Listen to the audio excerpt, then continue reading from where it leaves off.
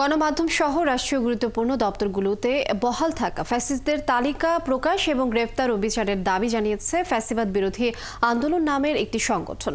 রবিবার বিকেলে জাতীয় প্রেস ক্লাবে আয়োজিত এক সংবাদ সম্মেলনে এই দাবি জানান সংগঠনের নেতারা।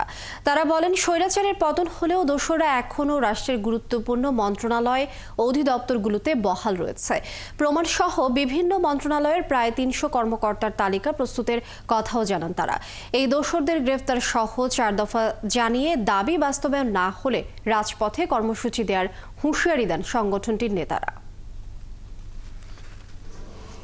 এখন আমি বলতেছি Irfan Hossain, deputy general manager, অর্থ সম্পাদক মোহাম্মদ অনতিবিলম্বে যারা ফ্যাসিস্ট আমলা আছে তাদেরকে অপসারণের জন্য, এবং আপনারা জানেন যে অর্থ উপদেষ্টা সালাউদ্দিন আহমেদ সাহেব সহ জনপ্রশাসন সচিব উনারা আশ্বস্ত করেছেন খুব শীঘ্রই ফ্যাসিস্ট আমলাদের অপসারণের ব্যাপারে কার্যকরী পদক্ষেপ উনারা নেবেন। সেই জায়গা থেকে আমরা ২০ তারিখ পর্যন্ত দেখব, যেহেতু রাষ্ট্রের একটা গুরুত্বপূর্ণ সংস্থাও তাদের দাবি জানিয়েছে, আমরা সেই পর্যন্ত অপেক্ষা করে দেখব যে আসলে এদেরকে অপসারণ করা হয় কিনা। যদি না হয় সেক্ষেত্রে আমরা পরবর্তী পদক্ষেপ নেব।